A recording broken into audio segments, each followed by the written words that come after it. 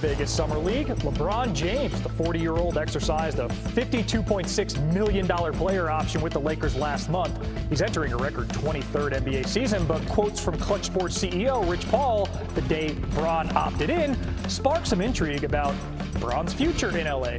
David McMenamin is in Vegas with more. The question on everybody's mind is, where will LeBron be playing next season? What caused the speculation was a statement by LeBron's agent, Clutch Sports CEO Rich Paul, given to ESPN Shannon when James opted into the final year of his contract with the Lakers for $53 million last month, when Paul said LeBron intends to play on a championship contender for whatever time is left in his career. Now, I've checked in with both the Lakers and LeBron's camp on this one. For the Lakers, it's business as usual.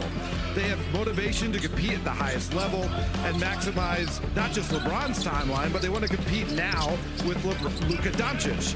Some have posited that the true cause of this situation was the Lakers not offering LeBron a contract beyond next season, but Rich Paul told me that they never asked for one. Paul also made it clear to me that LeBron has not asked for a trade, and Paul hasn't even discussed the possibility of wanting a trade in the future with the Lakers. Paul did tell me that 4 teams contacted him with interest in trading for LeBron, though. Now, I asked LeBron just before tip-off if he'd like to join the broadcast to discuss everything, and he told me, quote, "I ain't got nothing to talk about." Hey, we got a lot to talk about with LeBron entering an unprecedented 23rd NBA season. And if last year showed us anything, it's that he's barely lost a step. The King passed Michael Jordan's 2002-03 season with the Wizards as the oldest player to lead his team in total points in the season. LeBron topped the Lakers last year. The Lakers in 2020, making him the 4th player in NBA history to win a title with 3 different teams. All right, let's bring back John Gonzalez and Tim Doyle with an eye on the LA Lakers. And when it comes to LeBron James, Tim, how do you envision this final year? He's never played on the final year of his contract before. He's going to be doing it this year. How are you entering King James in LA this year? I think he finishes the season on the Lakers. I know that there's a lot of speculation of other moves that could be made and the aprons that teams have been dealing with and trading this guy. I mean, recently we saw a trade where how many teams were involved? 8 different teams were involved in the trade. But I think he finishes this season with the Lakers, and the reason why is his son's on the team. By the way, raise your hand if you had over Bronny James 28 points last year. I gave that out on HQ, Tommy and John, okay? He finished with 62 points. But this is like classic business. Like, you get your son in, right? You teach him the ropes for a few years, and then you say, all right, buddy, like, go fly your own way. So I think he sees through this entire season, and a credit to Bronny. Remember, he had that issue at USC where we're all concerned about him and his health. He has bounced back, and honestly, eyeball test, he's getting a lot better day by day. Is he deserving of an NBA spot? You know, I think that's obviously open to debate. But I saw him recently in a summer league game make a huge steal, a very athletic dunk. You know, he's lucky that his dad's one of the 3 greatest NBA players of all time. But that's life. You want to know something? I'm going to help out my kid when he comes to the right age, trying to open doors for him. So I do believe, John, when it's all said and done, when this season is over, he's still on the Lakers. Tim, I will also help out your kids when they're ready, so you just let me know about that.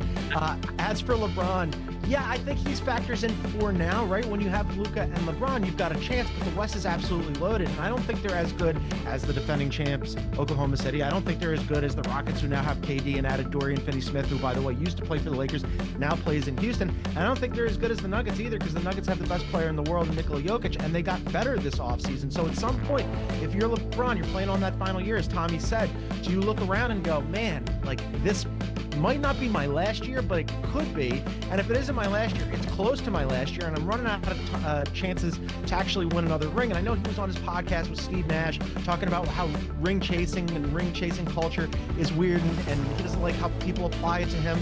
I don't buy any of that. I think he would love to win one more championship, and I don't know that it's going to be, I'm pretty sure it's not going to be in LA this season. So if it's not going to be there this season, maybe he thinks about, okay, where could it potentially be? There's been conversations about Cleveland, maybe the Knicks. The money makes it difficult because you got to match that salary, but I just wonder, I mean, like, unhappy LeBron, where he's kind of floating the idea of, am I going to be around already through his agent? Just like smoke and fire generally equate with him, and I think we're getting some of that right now. Which I think is interesting, given what Rich Paul said recently. John, to your point, it's like, why disclose this stuff now if you're trying to sort of establish this line, perhaps, of demarcation about, hey, get us some help to win a title, yet everything that they plan to do probably revolves around Luka Doncic, which has the conversation of when, if not already, this is going to be Luka Doncic's team. And John, I'm going to give you first word because I wrote it as if it's already Luka's team. The Rob Pelinka is going to be making moves for Luka. They're not going to mortgage everything to win a title this year. But if it's not Luka's team now, John, when will it be this season? Yeah, well, it already is. I mean, the second that they traded for him, he's 26 years old. LeBron James, the greatest player of his generation. Depending on your mileage on this thing, he's the greatest player of any generation. He's that good, but he's going to be 41 in December. Luka's 26, right? The second that they decided, LeBron James would have loved, Tommy and Tim, to have another extension on a contract, right? Another 1-and-1 where he knows he's playing on this year and he's got a player option for next year. The Lakers normally would have done something like that for LeBron because they like to reward their stars. Smartly, though, they looked at this and went, look, as much as we love LeBron and thank you for your service, we got to play this thing out over the long term, which is why they had LeBron opt into his player option and decided not to extend him, because now they know next offseason they're going to have a massive amount of cap space. And also, critically, if they really kind of like pump the brakes on this team building this year and they don't move any of their draft picks, they could have as many as 3 first-round picks to move at the draft next year. It would be next year's draft pick plus 2031 plus 2033. If you're looking at all that money plus those assets, now all of a sudden you could probably reboot this thing on the fly. And oh, by the way, you also have to pay Austin Reeves. So yeah, LeBron, it's been real, but it's Luka's team now. You know, it's interesting how you took that question, because I don't disagree with you. You looked at it from a basketball standpoint. I looked at it from like a fan standpoint. Like, who's going to say, yeah, I'm going to go see the Lakers and Luka? No, like, you still go see the Lakers because LeBron's on the team. Like, he still has that draw, even though, you know, he's been doing it for so many years. I legit think it'd probably be like 90-10 as far as how many people think, you know, this is Luka's team. Just like from a marketing standpoint, from a ticket sales standpoint, you're talking X's and O's in basketball, John, and I believe you're right. When I saw the question, I just looked at it like, all right, I am going to go pay for tickets with my family. I'm going to go see the Lakers and LeBron. So I looked at this question differently. I believe that this is his last year there. So it will be Luka's team next year. Once LeBron exits, it will be Luka and the Lakers. But this upcoming season, it's still LeBron and the Lakers. Tim, we saw this past season LA needed a big, and they weren't able to get that in enough time. They did get DeAndre Ayton. How should he help this team?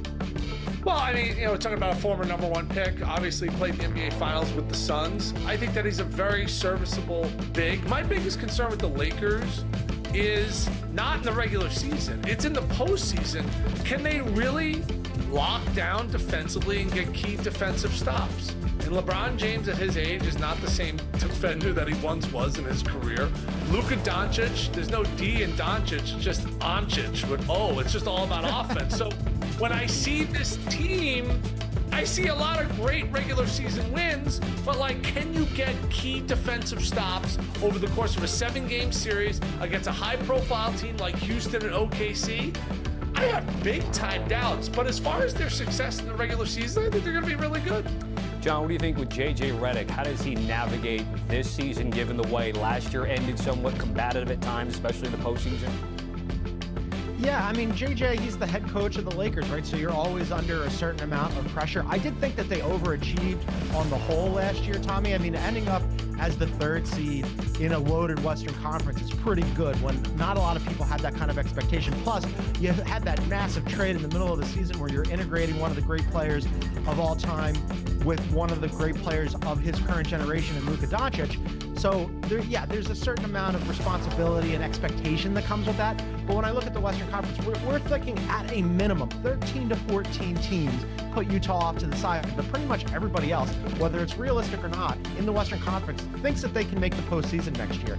So the Lakers, I think, are in that like upper echelon, but they're not Oklahoma City. They're not the Rockets, and they're not the Nuggets. They're not in that lead pack. They're chasing the leaders. Right now, the Tour de France is going on. I'm sure that Tim Doyle's a big bicycle race enthusiast, right? They're not in the leaders. They're in the peloton. They're in the pack chasing the leaders, and that's kind of hard to do with Luka and LeBron. You would think that just as a default position, you'd be in that lead pack, but they're really not. So I think outside of just being the head coach of the Lakers, having